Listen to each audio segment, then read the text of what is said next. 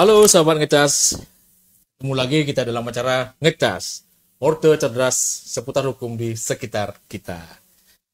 Dan telah hadir pada kita hari ini adalah Bapak Agung Ngurah Deva Ekada Saputra. Yes, betul sekali. Panjang dan lebar ya. Jadi kalau mau singkat panggilnya Turah Deva. Oh Turah ya, oke lah. Berarti saya panggil Pak. Turah. Pak Turah boleh? Pak Deva aja deh. Oh Pak Deva, Pak Deva. biar agak gaul dikit ya. Oke, selamat siang Pak Deva. Yes. Gimana kabarnya ini? Sejauh ini baik-baik saja dan everything is going well hari ini. Oke, Astungkare, Rahayu. Rahayu. Jadi tema kita pada siang ini adalah terkait tentang HAM, Yes. hak asasi manusia. Sahabat Kecas, tentu saja kita sering dengar istilah tentang HAM. Tapi apakah kita benar-benar paham apa itu HAM? Apakah cuman sekedar urusan besar seperti pelanggaran perang misalnya, atau justru ada dalam kehidupan kita sehari-hari? Dan tentu saja pada kesempatan hari ini kita akan memperoleh pemahaman yang sangat bermanfaat tentunya untuk Semertau Ngecas, serta akan dijelaskan oleh Pak Turah nanti terkait HAM, apa itu HAM. Jadi kita langsung saja ya, sahabat Ngecas. Langsung nih Pak Ngurah, Pak Turah ya. Jadi banyak orang tahu istilah HAM. Yes. Tapi mungkin belum tahu pengertian HAM secara sederhana saja. Dan juga sering kita dengar itu bahwa HAM itu melekat pada setiap individu sejak lahir. Yes. Jadi Pak Turah tolong mohon dijelaskan secara sederhana saja. Biar mereka sahabat Ngecas itu paham. Oke, panggilannya sahabat Ngecas ya? Iya. Oke, jadi sahabat Ngecas sebelumnya perkenalkan, saya Turah Deva. Ya, diperkenalkan oleh host juga. Jadi saya menjadi analis hukum kali pertama pada kantor wilayah Kementerian HAM Nusa Tenggara Timur, wilayah kerja Provinsi Bali. Jadi kita belum jadi kanwil. Tapi semoga aja tahun depan kita udah bisa naik status menjadi kanwil. Jadi di masa-masa ini atau belakangan ini mungkin sering banget orang-orang pada membahas tentang HAM. Gitu. Jadi sederhananya itu memang HAM itu kan seperti yang kita ketahui bersama namanya hak asasi manusia, yang mana itu adalah merupakan hak dasar yang melekat pada diri kita dari semenjak lahir dan dia tidak bisa dicabut. Artinya itu memang pemberian Tuhan Yang Maha Esa, yang mana tidak bisa dicabut ini artinya inalienable, artinya nggak bisa dicabut. Kemudian dan HAM ini berlaku untuk semua orang dan dia sifatnya universal.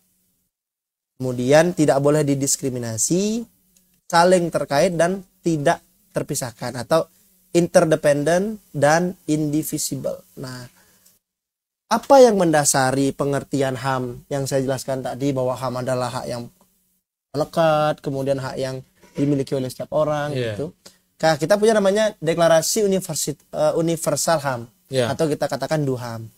Ini terjadi di tahun 1948 yang mana dalam deklarasi ini memuat ada 30 pasal sebagai standar bersama atau standar internasional bagi semua bangsa. Artinya DUHAM ini juga bukan merupakan traktat yang mengikat secara hukum, tapi lebih ke mengilhami konstitusi dan peraturan di banyak negara serta berbagai konvensi PBB. Itu yang pertama.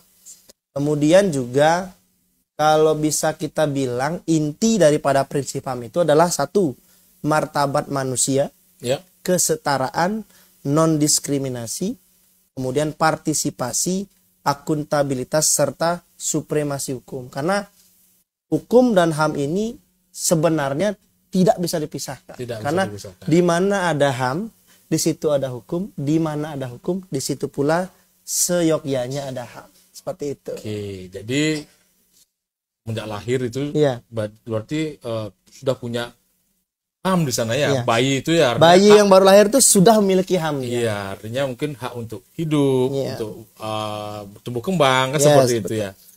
Baiklah, terus tolong juga dijelaskan Pak Agung, apakah HAM bersifat universal untuk semua manusia ataukah bisa berbeda tergantung pada budaya, nilai-nilai suatu negara? Jadi kalau kita mengacu tadi ke deklarasi DUHAM tadi, deklarasi universal HAM, bahwasannya memang universalitas ini berarti hak yang melekat pada setiap manusia tanpa memandang kebangsaannya apa, agamanya apa, jenis kelaminnya apa, etnisnya, statusnya, ataupun misalnya pemikirannya gimana, itu tidak memandang itu. Jadi tiap-tiap manusia itu memang dia memiliki hak asasi manusia. Oleh karena itulah dia disebut sebagai hak yang universal. Dimiliki oleh setiap manusia tanpa memandang latar belakang maupun manusia itu sendiri. Nah, dalam implementasinya artinya HAM ini tuh wajar kok dibatasi ataupun dipengaruhi oleh konteks sosial budaya. Artinya yang mana kuncinya adalah nilai universal ini dijalankan melalui proses yang peka terhadap budaya. Artinya juga tidak mengaburkan daripada garis-garis batas gitu. Misalnya kayak ada penyiksaan dan sebagainya, itu gak seperti itu. Dan juga sebenarnya HAM ini orang kan bilang, wah ini nggak boleh nih melanggar HAM nih. Oh ini nggak boleh nih melanggar HAM. Nah, sebelum kita menjudge ataupun bilang seperti itu, kita masih ingat HAM ini dibatasi oleh HAM itu sendiri. Jadi ketika apa kita itu disebut melanggar HAM? Ketika kita ya misalnya contoh ya, misalnya kayak saya nih muter musik kencang-kencang nih malam-malam gitu misalnya, tetangganya protes.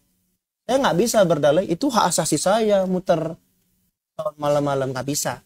Karena saya lagi bilang HAM itu dibatasi oleh HAM orang lain. Jadi ketika kita melanggar HAM orang lain, maka kita sudah termasuk dalam melanggar HAM, seperti itu. Sederhananya seperti itu. Seperti itu ya.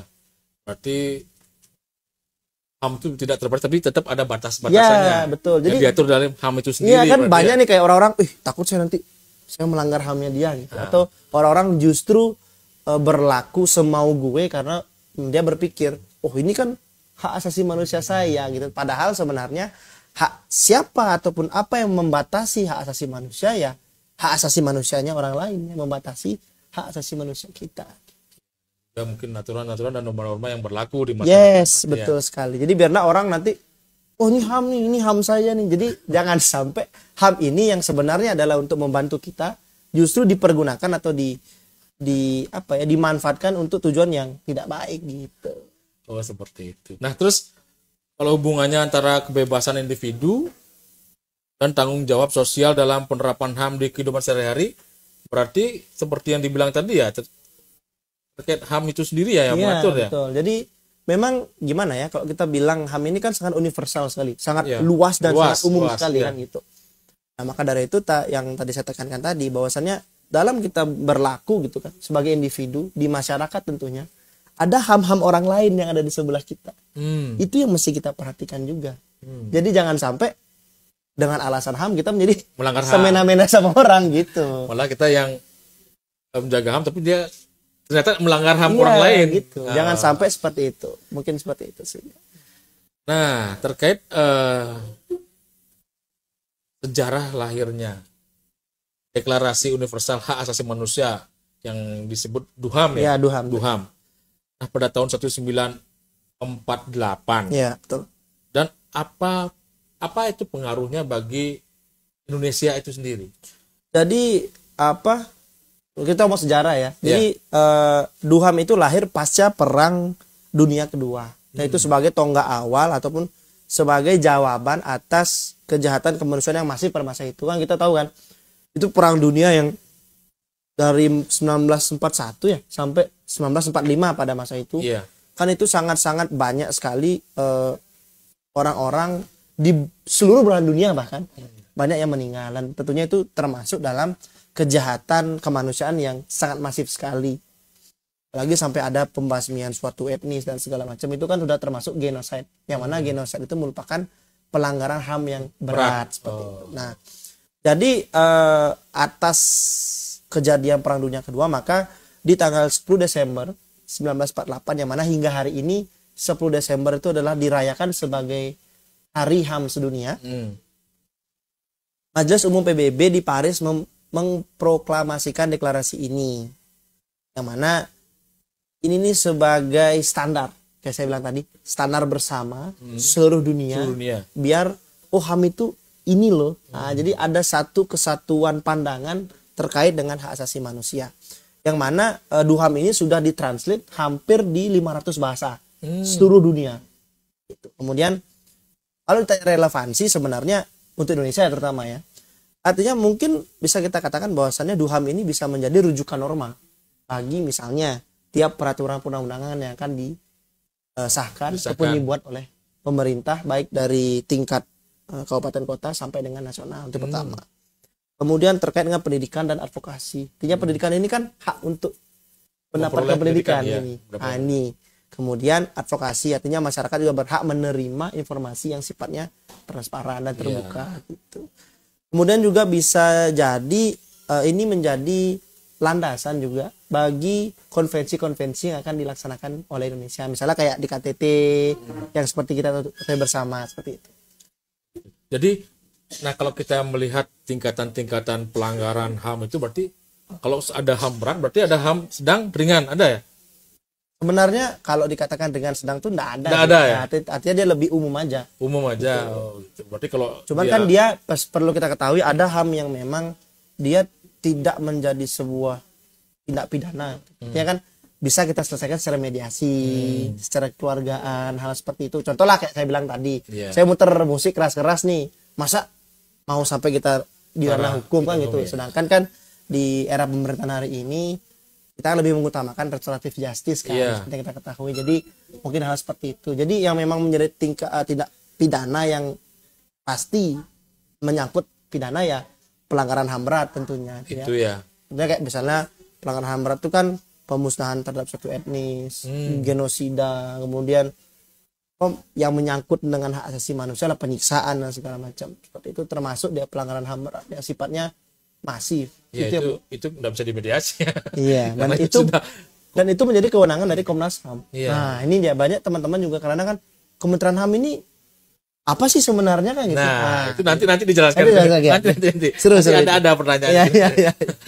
Mungkin seperti itulah kita. Jadi kita berbagi juga dengan Komnas HAM sebagai eksekutor dalam hal ini. Iya, nanti kan mungkin perbedaan Komnas HAM dan Kementerian HAM itu sendiri. Iya. Seperti apa nanti itu gini kita akan jelaskan. Ya.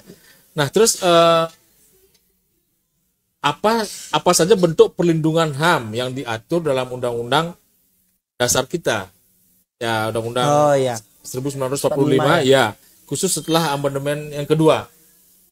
Oke, jadi dalam hal perlindungan HAM di Undang-Undang Dasar 1945 itu ada menyangkut di beberapa pasal. Tentunya di bab XA UUD 1945 di pasal 28A sampai dengan 28J, yang mana yang pertama hak untuk hidup itu di 28A, kemudian hak berkeluarga dan hak anak juga ada di 28B, hak mengembangkan diri dan pendidikan 28C, kepastian hukum dan kesempatan yang sama di 28D, kebebasan beragama, berpendapat, berekspresi, berkumpul dan bergerak 28E, kemudian hak atas informasi dan komunikasi 28F, perlindungan hak ekonomi sosial budaya atau EXOP kita singkatnya, dia 28G sampai dengan 28H, serta hak non degorable, artinya bebas dari penyiksaan dan hukum surut itu 28I, dan yang terakhir di pasal 28J itu adalah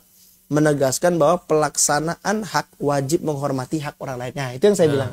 Itu yang tadi saya katakan, artinya hak asasi manusia ini dibatasi oleh apa? Oleh hak asasi manusia orang lain. Dan itu sudah diatur di dalam Undang-Undang Dasar 1945. Karena hak masing-masing individu itu sama. Yes, betul. Jadi sekali. Tidak ada perbedaan kaya, si miskin, kulit hitam, mau seperti apapun, selama dia manusia, maka dia memiliki hak asasi manusia. Benar sekali. Wih, ini menarik sekali ini kalau ada masalah HAM, karena hampir setiap tindakan, setiap perbuatan ataupun setiap apapun yang kita lakukan tuh pasti ada aja terkait betul sekali. Karena memang apa ya, kalau kita bisa bilang HAM ini adalah hak dasar daripada manusia itu sendiri. Jadi apapun tindak tanduk kita, apapun perilaku kita itu akan menyangkut dengan HAM kita dan HAM orang lain seperti itu. Berarti gimana caranya menselaraskan itu ya, berarti ya. Itu yang seninya di sana. Kita sebagai sebagai manusia Indonesia itu sebagai masyarakat Indonesia saling tenang rasa, menghargai, toleransi itu kan bagian daripada bagaimana kita istilahnya penerapan HAM dalam sehari-hari gitu. Benar sekali, benar. Nah, terus kalau kita berbicara tentang Kementerian HAM, bagaimana sejarah berdirinya Kementerian Hak Asasi Manusia di Indonesia dan apa latar belakang pembentukannya? Boleh share sedikit informasi? Oke, jadi seperti yang kita ketahui bersama ya. Jadi kan dulu kita masih tergabung di dalam Kementerian Hukum dan HAM. Iya. Mungkin kok lebih jauh lagi mungkin Departemen Kehakiman pada masa itu kan. Departemen Kehakiman, Departemen Hukum dan Perundang-undangan gitu ya. Kemudian Kementerian Hukum dan Perundang-undangan. Ya nggak sih? Apa sih? Iya. Ya kan kita sempat di fase-fase itu sampai di finalnya adalah Kementerian Hukum dan HAM pada waktu itu. Nah, kemudian semenjak Presiden Prabowo hingga Pak Wakil Presiden Gibran memang ada pemekaran kementerian yang mana awalnya kita Kementerian Hukum dan HAM itu menjadi 4 kementerian. Ini ada Kementerian Koordinator Hukum HAM IMIPAS, kemudian Kementerian Hukum, Kementerian HAM dan Kementerian IMIPAS. Nah, sebenarnya latar belakangnya mungkin seperti ini. Artinya kan memang di Asta Cita Bapak Presiden Prabowo kan memang HAM itu yang di poin nomor 1. Iya. Nah, jadi penguatan terhadap HAM ini yang menjadi latar belakang utama kenapa Kementerian HAM itu terbentuk. Artinya biar Kementerian HAM ini bisa menjadi garda terdepan ya dalam hal memberikan pelayanan kepada masyarakat. Misalnya ada aduan dugaan pelanggaran HAM bisa melalui kita dan kita juga bisa outputnya adalah dalam bentuk rekomendasi kepada para pihak. Itu yang pertama. Yang kedua adalah terkait dengan bisnis dan HAM. Nah, bisnis dan HAM ini bagaimana dari segi ketenagakerjaannya para pelaku bisnis ini memenuhi standar HAM bagi para pekerjanya. Kemudian ada namanya Ranham, rancangan aksi HAM, yang mana kita bersama dengan pemerintah daerah itu ada tematiknya. Artinya kita dengan pemerintah daerah bagaimana pemerintah daerah sebagai istilahnya panglimanya di masing-masing daerah ini bisa memberikan pelayanan yang berbasis kepada HAM. Kemudian ada Kabupaten Kota Peduli HAM, mungkin tahun ini masih ditiadakan dulu. Tapi Kabupaten Kota Peduli HAM ini adalah bentuk sama dengan Ranham, cuman bedanya adalah kalau KKP HAM ini lebih kepada pelayanan publiknya, kalau Ranham ini lebih kepada kayak sarana prasarananya, kemudian outcome-nya seperti apa. Misalnya kayak tahun ini kan ada tentang disabilitas dan juga perempuan yang menjadi tematiknya seperti itu. Kemudian di bidang instrumen dan penguatan HAM namanya, kalau yang tadi itu namanya PDK, pelayanan dan kepatuhan HAM. Yang lagi satu ini namanya IDP atau instrumen dan penguatan HAM, di mana di dalamnya itu Kementerian HAM ini memiliki tupoksi untuk memberikan analisis dan penelaahan terhadap produk hukum daerah yang misalnya belum memenuhi perspektif HAM seperti itu. Kemudian kita juga turut serta dalam kan konvensi-konvensi HAM ini kan banyak nih. Nah, secara tematik nanti akan ditentukan oleh pusat. Misalnya kayak tahun ini ada konvensi yang kita fokuskan adalah konvensi tentang hak anak. Jadi kita kayak kemarin kita ke Polresta, kita kemudian ke Dinas DP3A untuk kita mencari tahu apakah dalam penyelesaian kasus hukum yang dihadapi oleh anak-anak ini sudah belum dia berdasarkan kepada aturan-aturan terkait dengan konvensi anak. Kemudian kita juga ada penguatan kapasitas HAM bagi masyarakat, pelaku usaha, komunitas dan juga aparatur negara. Berupa sosialisasi dan penguatan HAM. Artinya itu kan menjadi masif perkembangan HAM ini. Jadi orang-orang tuh harapannya ya Kalau kita bicara HAM itu bukan hanya hak asasi manusia, tapi lebih mendalam lagi bahwa HAM itu tidak hanya berbicara tentang hak asasi manusia saja loh. Ternyata dia ada di sini, di sini, Iya. di sini, di Tadi sini. saya di sini. menarik terkait tentang produk daerah itu loh. Ya. Ini merupakan hal baru ya? Apa memang sudah lama? Sebenarnya dibilang hal baru, enggak baru juga sih sebenarnya, cuma memang lebih dikhususkan aja sekarang. Semenjak ada Kementerian HAM, maka diharapkan produk hukum daerah itu diharapkan berperspektif HAM. Jadi gini, kalau teman-teman hukum kan dia punya namanya harmonisasi nih. Iya. Nah, jadi teman-teman HAM ini masuknya sebelum harmonisasi. Sebelum berarti ya. Jadi sebelum harmonisasi Pas ketika perancangan ya. rancangan dulu kita masuk, kita penuhi dulu nih unsur-unsur HAM di dalamnya. Baru dilanjutkan oleh teman-teman di hukum sebagai harmonisasi sesuai dengan ini undang-undang pembentukan peraturan perundang-undangan biar sesuai penulisannya kan gitu. Oh, berarti dia di depan berarti ya. Yes, di pra dia. Pra ya. Pra, kemudian ketika harmonisasi kita tuh hadir untuk memastikan apa yang kita lakukan ataupun sarankan di pra ini tetap masuk nih. Jangan sampai tiba-tiba berubah tanpa diketahui. Artinya kan linear dia sampai di akhir seperti itu. Artinya sebenarnya tuh luas loh. Luas. Tupoksi HAM ini Sangat luas sekali gitu. Iya. Cuman kan memang karena kita juga kementerian baru kan, dan kita juga baru 1 tahun lah kita berdiri gitu kan, karena baru kemarin juga kita ulang tahun tanggal 21 Oktober kita ulang tahun yang pertama. Jadi memang perlu kiranya kita untuk lebih masif lagi pada masyarakat. Dan dengan kegiatan kita hari ini ngecas ini kan dengan followers Kemenkum Bali yang lumayan banyak ya. Bukan lumayan lagi, lebih banyak lagi ya. Kita di Kementerian HAM Bali baru 250 orang yang follow. Memang ini penting sekali, soalnya artinya penyebaran informasi terkait HAM. Iya. HAM itu apa? Karena kalau kadang-kadang orang itu baru kita berbicara masalah HAM, takut dia. Iya, betul. HAM itu kayaknya melanggar HAM itu kayaknya berat sekali seperti itu kan.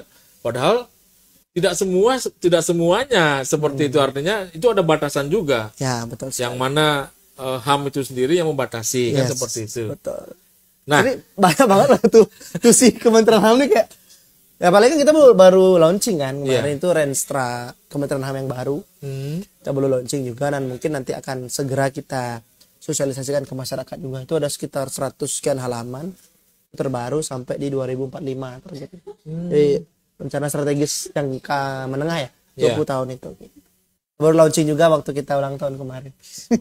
Luar biasa, menteri. Jadi ini luar biasa itu. Benar-benar masif sekali. Jadi Iya. Pak Menteri kita Pak Nathalys Pigai juga memiliki ambisi yang luar biasa sekali untuk terkait dengan pemajuan hak asasi manusia di Indonesia gitu kan. Apalagi beliau ex komisioner Komnas HAM kan, dari segi pengetahuan teknis dan juga terkait dengan penyelesaian suatu kasus HAM pasti udah jago banget kan gitu kan. Iya, benar. Karena kita juga sering melihat beliau hadir di Bali. Yes. Dia belum beberapa kegiatan. beliau sendiri yang hadir. Iya, betul. Jadi kan artinya kelihatan bahwa memang beliau itu konsennya memang benar-benar bagaimana HAM itu artinya diketahui biar orang-orang tidak melanggar HAM kan seperti itu. Nah, terkait Kementerian HAM, nah artinya bagaimana struktur organisasi Kementerian HAM, mulai dari Menteri, Sekretaris Jenderal hingga Direktorat Jenderal yang membidangi perlindungan, pemajuan dan penanganan HAM itu sendiri. Jadi Kementerian HAM ini kita punya eselon satunya, kita punya Sekretaris Jenderal. Kalau Sekretaris Jenderal itu memang pasti sudah tahu lah ya. Sekretariat Jenderal itu fungsinya adalah sebagai kepengurusan terkait dengan administrasi daripada pegawai maupun barang milik negara gitu. Kemudian ada Inspektorat Jenderal sebagai pengawas internal kita di Kementerian HAM. Kemudian ada Direktorat Jenderal IDP atau Instrumen dan Penguatan HAM.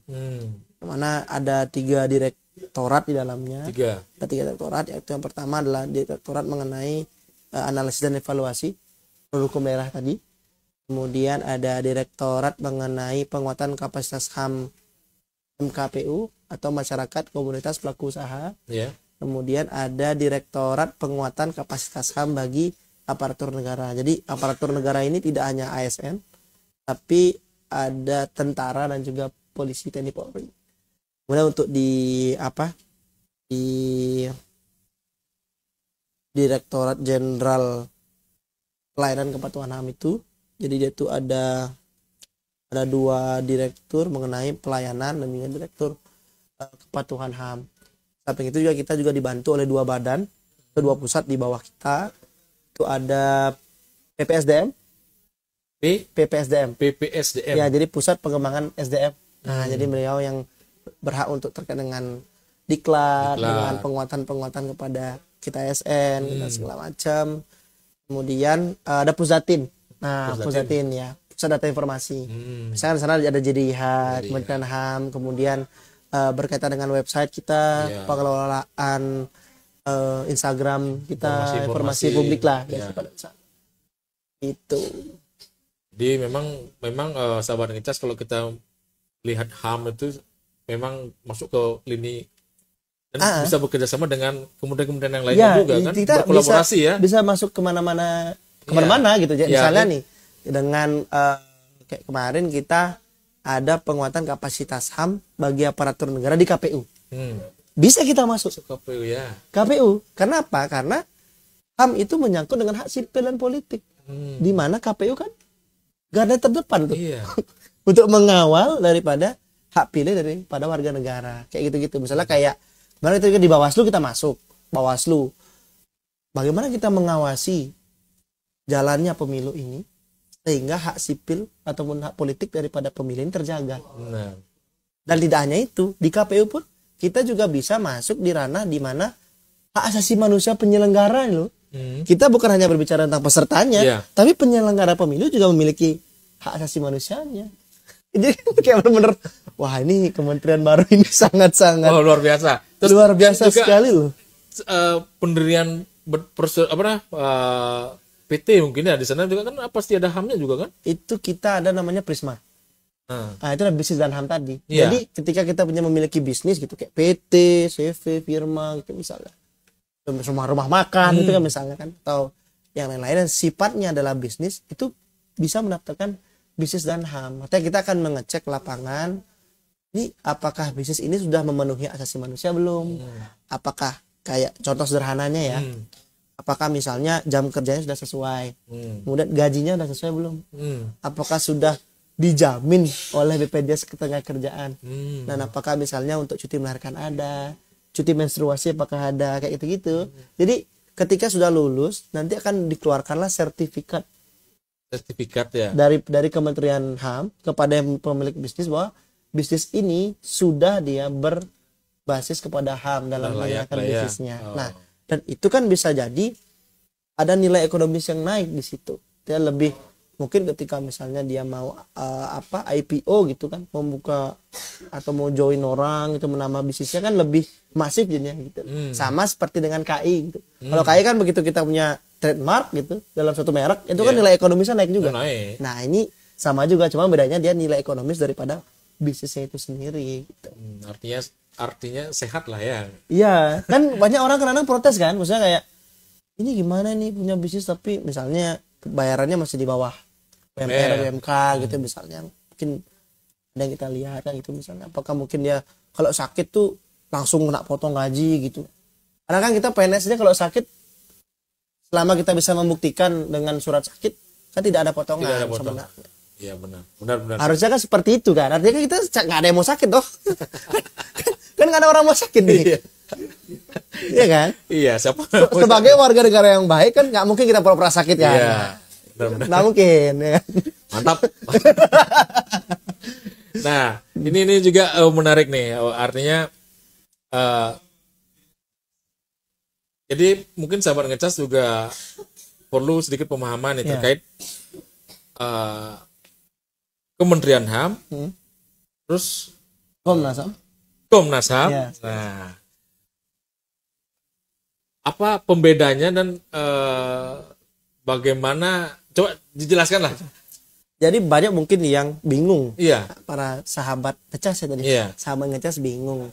Ya, Kementerian HAM dan Komnas HAM, kenapa nggak jadi satu aja gitu? Iya. Nah, mesti kita ketahui bersama bahwasannya memang Kementerian HAM ini dia sifatnya pengawal regulasi atau regulator dia.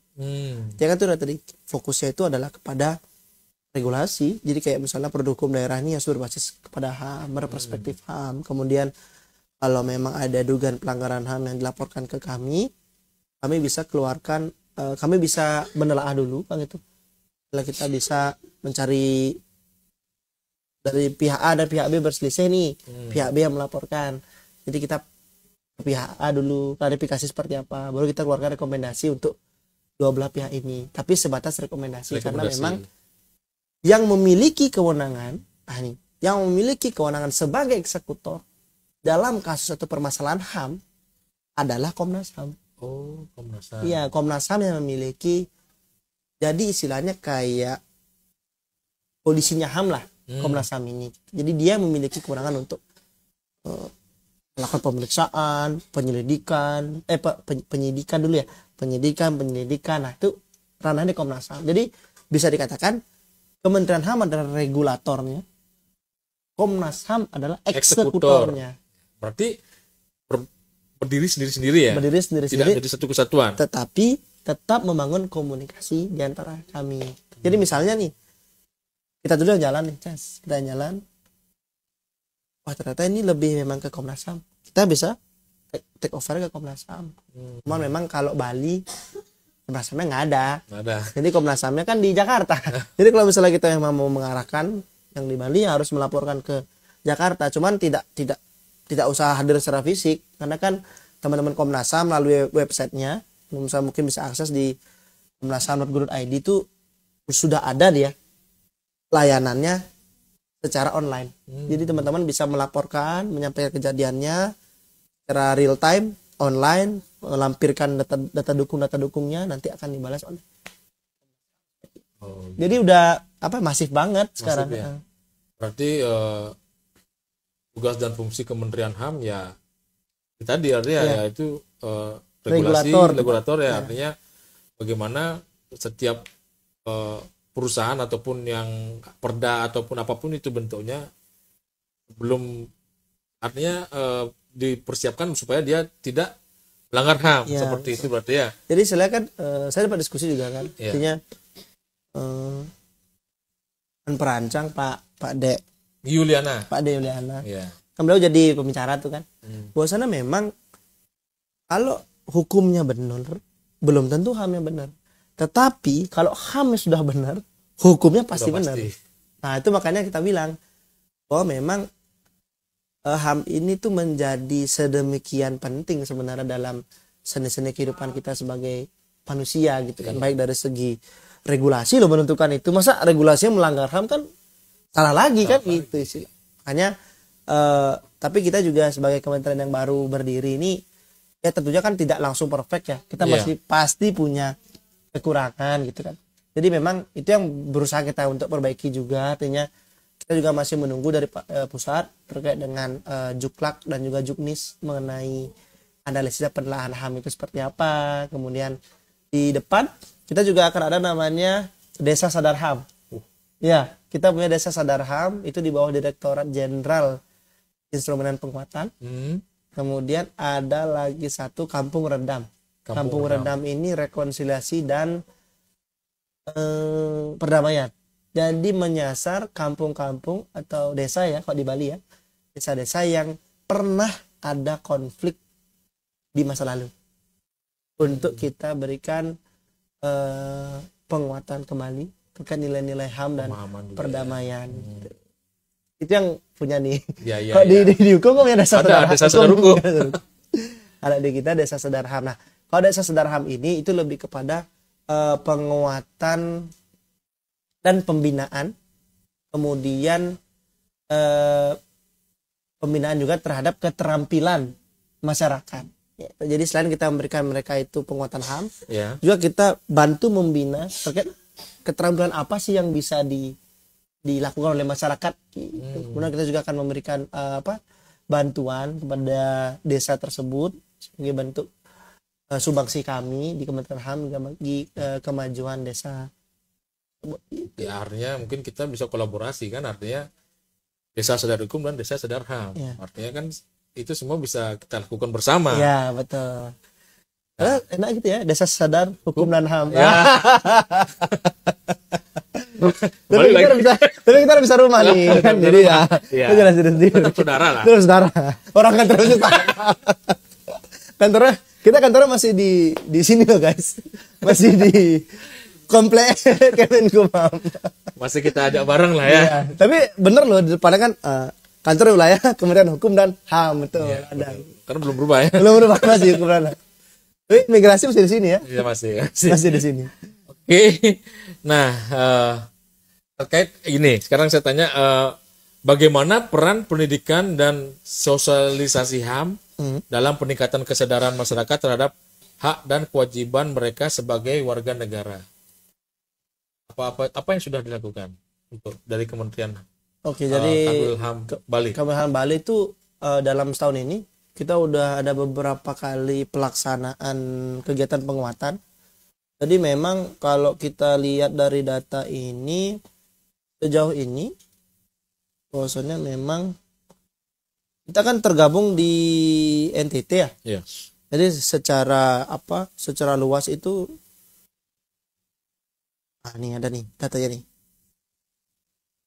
Jadi kita untuk penguatan aparatur negara itu jumlahnya sudah di 982 orang.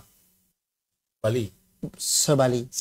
Dan kita masih berproses, nanti mungkin di pertengahan bulan November kita akan ada penguatan kapasitas HAM lagi.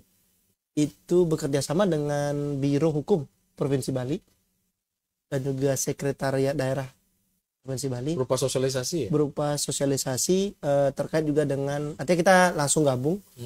Karena kan pemerintah daerah, kabupaten kota kan dan juga provinsi dalam hal ini kan akan melaksanakan pengisian Ranham B12. Jadi kita langsung masukkan di situ juga. Kemudian juga ada nanti penyampaian terkait dengan bisnis dan HAM dan juga penguatan kapasitas HAM bagi teman-teman aparatur negara. Kemudian terkait dengan pelaku usaha itu kita hampir ada 20 pelaku usaha yang sudah kita coba akses istilahnya untuk terkait dengan bisnis dan HAM. Kemudian terkait dengan komunitas itu jumlahnya ada hampir 20 komunitas yang sudah kita datangi dan kita berikan penguatan HAM. Dan untuk masyarakat itu totalnya ada 2.159 masyarakat. Dari Januari ya, awal Januari ya? Nah, kita itu bergerak dari bulan Juli ini. Jadi kita benar-benar yang hektik sekali karena kan kita waktu itu prosesnya cukup lama kan. Kita pemekaran itu kan cukup lama itu. Jadi saya pindah ke sini bulan April. Lalu kita masih menunggu anggaran, waktu itu kita dapat namanya ABT, anggaran bantuan tambahan. Jadi itu di luar dari anggaran resmi kita. Nah, ABT-nya itu baru cair di bulan Juli. Jadi kita baru bisa berkegiatan dari bulan Juli sampai dengan nanti mungkin di bulan Desember awal. Akhir November karena Desember awal tanggal 7 terakhir untuk penginputan pencairan ininya. Berarti pertengahan sudah banyak sekali yang sudah dilakukan. Iya, jadi kayak cukup dibilang cukup banyak juga karena kan kita langsung ngegas tuh. Juli langsung kita hajar jalan itu untuk yang Itu untuk yang penguatan kapasitas HAM. Untuk analisis dan penelahan itu kita ada 6 produk hukum daerah yang sudah kita analisis. Kemudian untuk pelaporan itu ada sekitar 10 atau 12 itu laporan dugaan pelanggaran HAM yang masuk di kita. Ada beberapa yang memang kita bisa proses dan kita berikan rekomendasi. Ada juga yang memang bukan di kemenangan kita. So, kemarin ada WNA yang hadir ada WNA yang melapor. Iya. Ada kasus hukum yang dialami, cuman memang bukan kewenangan Kementerian HAM pada waktu itu. Jadi kita arahkan ke dinas terkait untuk kita agar bisa diselesaikan permasalahan hukumnya gitu. Karena kan kalau kita lagi-lagi kan kita sebagai kementerian itu kita punya dasar hukum, kita punya Iya. role-nya, kita punya kewenangan Kewenangannya biar tertentu. Jadi nggak kita bukan yang campur sari gitu yang apa palu gada ya istilahnya. Bukan apa lu mau ada gitu kan nggak bisa. seperti. Kemudian untuk bisnis dan HAM juga ada beberapa masuk di Prisma, ada sekitar yang kita penguatan kan 20, mungkin setengahnya tuh udah mulai untuk penginputan aplikasi Prisma. Nanti kita masih akan push lagi ke depannya. Jadi memang kita juga di set up target untuk Bali sendiri sih masih sudah melampaui target yang diberikan sih. Cuma memang kita di tahun ke depan karena memang ada Kampung Redam dan juga Desa Sadarhab itu targetnya akan lebih meningkat lagi. Yeah. Sekarang 2000, mungkin target kita tahun depan di 6000. Untuk personelnya yang di Bali di Kementerian Di Bali itu 19 orang. 19 orang. 19 orang untuk melaksanakan kegiatan yang cukup banyak. Begitu banyaknya ya. Tapi ya kata syukur-syukur sehat walafiat semua. Jadi memang kita berusaha membagi dengan proporsional, artinya kalau memang ada yang kurang enak badan memang ya enak jalan dulu. Kita udah sehat, ajar lagi. Padahal kan kita berkegiatan di musim-musim pancaroba gini kan. Iya. Panas. Kadang panas, besoknya dingin gitu kan. Soalnya banjir. Itu rumah saya lagi nak banjir dulu. Oke. Jadi sobat ngecas, nah ini nanti sambil kita ngobrol, kalau memang ada yang mau ditanyakan silakan. Mungkin nanti akan ada beberapa yang saya bacakan karena juga keterbatasan waktu juga. Mungkin sobat ngecas ada ataupun yang memang belum dipahami terkait tentang HAM, bisa langsung ditanyakan ke narasumber kita. Nah, sambil menunggu, terus saya tanya satu lagi nih. Menurut Anda, apa tantangan terbesar yang dihadapi Kementerian HAM dan masyarakat Indonesia dalam penegakan HAM di era digital dan globalisasi saat ini? Tantangan ya apa nih? Ini serem banget nih pertanyaannya. Jadi sebenarnya itu di era digital ini kan sangat open ya, sangat bebas banget kan kita dalam bersosialisasi, kemudian bertukar pesan itu kan. Kita mengupload apapun bebas-bebas aja walaupun tetap dalam koridor dari masing-masing aplikasi atau aplikator media sosial gitu. Nah, sebenarnya tuh yang menjadi hal utama menurut pandangan saya ya, artinya itu terkait dengan disinformasi, kemudian ujaran kebencian, terus ada juga doxing, kemudian peretasan, kebocoran data. Ya, doxing tadi itu kan profilisasi tanpa persetujuan kan doxing. Kemudian bias algoritmik ataupun online to online dan online to offline. Nah, online to offline yang berkaitan dengan perundungan, bullying dan segala macam kan. Kadang kan ya jangan jauh-jauh deh. Kadang-kadang kan kita lihat lah misalnya pejabat negara kita gitu. Kadang ya mungkin namanya juga manusia gitu kan. Mungkin ada salah kata, salah ucap atau salah respon mungkin pada waktu itu. Jadi misalnya dihina lah sama netizen gitu kan, dihina lah, dibuatin meme lah wajahnya gitu misalnya kan. Ya hal-hal demikian ini yang sebenarnya menjadi tantangan terbesar Kementerian HAM gitu. Ya kan kita juga harus kita kan punya tuh undang-undang nomor 27 atau nomor 22 tuh tentang perlindungan data pribadi gitu kan. Karena kan ada hal-hal yang sifatnya itu memang dilindungi oleh hak asasi manusia gitu, kayak misalnya jadi perusahaan dan lembaga publik tuh wajib dia punya dasar dan pemrosesan yang sah gitu. Untuk meminimalkan data, mengamankan data, menegakkan hak subjek data. Jadi kayak misalnya kita nih ngisi Google Form gitu kan.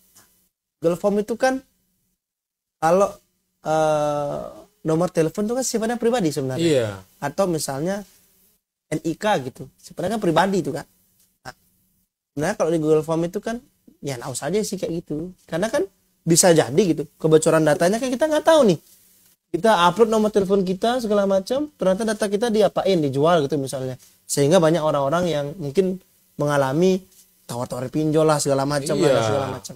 Kan hal-hal seperti ini yang menjadi tantangan di era digital gitu. Karena kan kalau kita bilang digital ini kan masif ya, cepat banget loh perkembangannya kan. Misalnya perkembangan hari ini di AI lah misalnya. AI itu kan dalam kurun waktu 5 tahun itu beres jadi itu AI gitu kan. Algoritma gitu misalnya dalam kurun waktu 5 tahun ke belakang udah jadi itu barang algoritma. Iya. Jadi mau nggak mau kita sebagai manusia ya kita harus mengikuti teknologi dengan baik gitu, dengan penguasaan dengan yang baik. Ya, misalnya terkait dengan AI gitu. Di AI ini kan ada AI yang terindikasi gitu. Dia bisa merubah wajah kita gitu.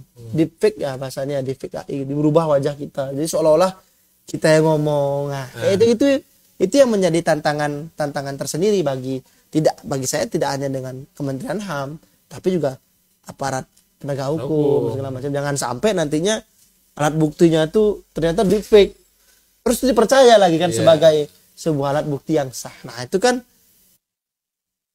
melenceng juga kan daripada penegakan HAM gitu misalnya. Kemudian dalam hal ini juga di digital itu yang menjadi tantangan kita dan tentunya kita harus berani juga adalah agar bisa kita membuat suatu desain kebijakan yang proporsional. Artinya mungkin adanya pembatasan konten-konten yang sifatnya berbahaya, disinformasi, kemudian termasuk pada perundungan atau bullying gitu. Jadi tapi tetap diatur secara proporsional gitu. Karena kan biar enggak nantinya kita membatasi tapi justru membungkam kebebasan itu sendiri gitu. Jadi ya demokrasi ini memang agak ini ya, agak ngeri-ngeri sedap gitu kan. Bahasanya ngeri-ngeri sedap gitu. Jadi demokrasi tapi jangan sampai kebablasan juga gitu kan. Nah, ini kebetulan sudah ada pertanyaan nih. Mungkin kita coba dari Cibab Biangkara. Izin bertanya. Oke.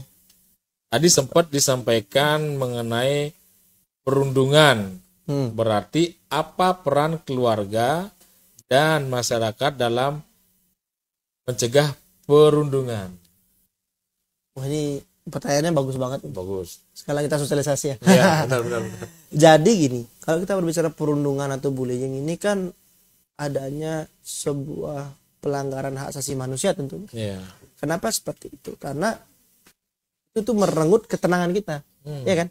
Merenggut ketenangan kita, merenggut kebebasan kita dalam berbuat sesuatu. Karena kan kalau kita dirundung atau dibully, kita justru jadi kayak ngapa-ngapain takut. Kerdil nih, mengecilkan jadi diri. mengecilkan diri, mengkerdilkan diri, terus mau gini takut nanti dibully dan segala macam. Jadi memang isu bullying ini tidak atau perundungan ini tidak baru-baru ngetren, mungkin dari dulu-dulu memang sudah ada dan konsisten terjadi di tiap tahunnya.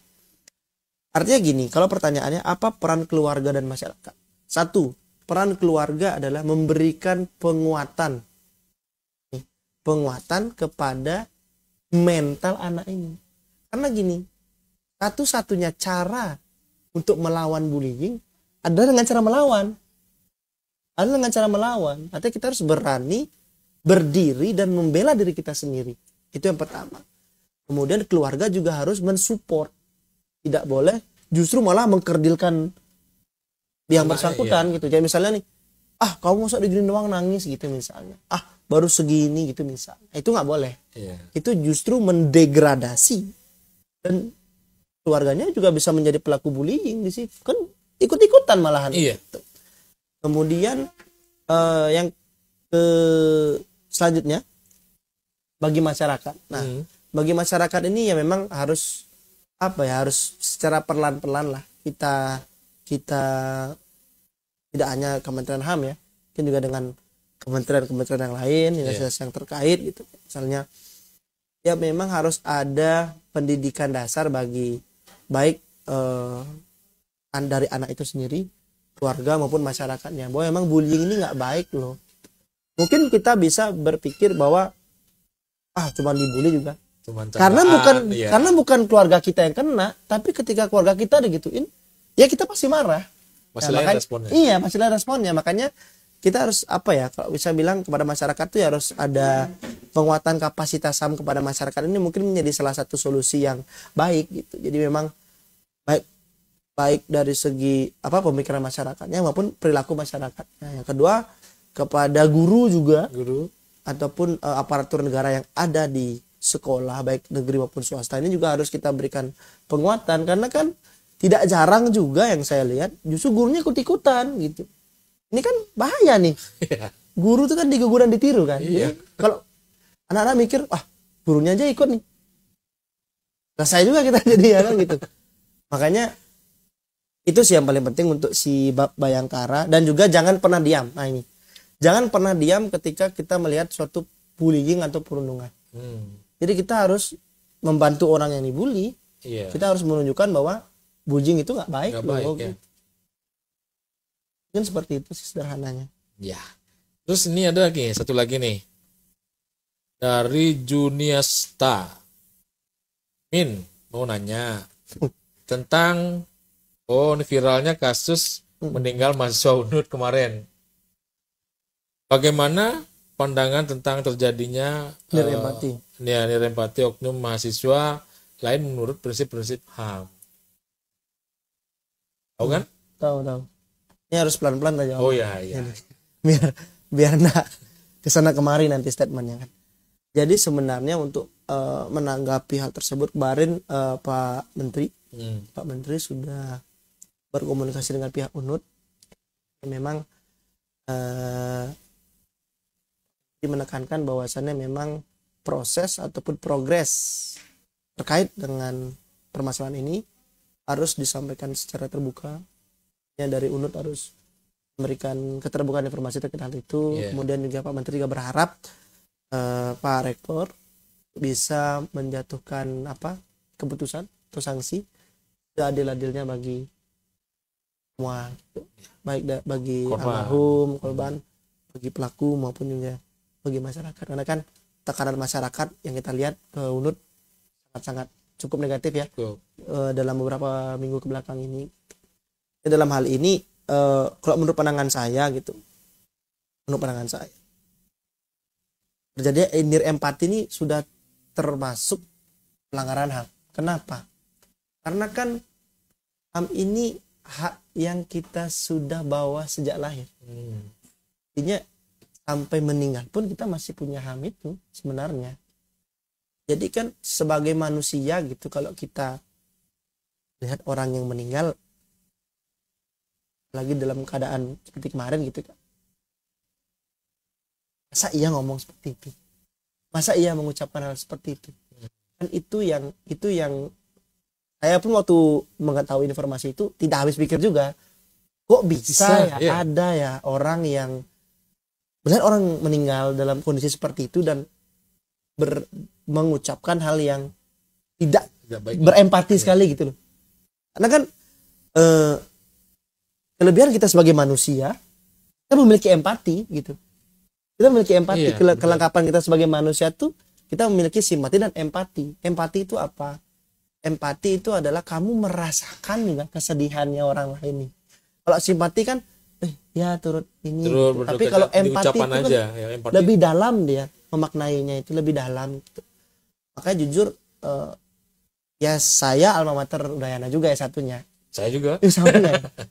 Pasti kita sebagai alumni cukup kecewa lah dan terguncang dengan kondisi seperti itu kan. Yang adik-adik kita di Udayana kok bisa-bisanya seperti itu dalam hal merespon situasi yang terjadi. Jadi memang dalam prinsip-prinsip HAM itu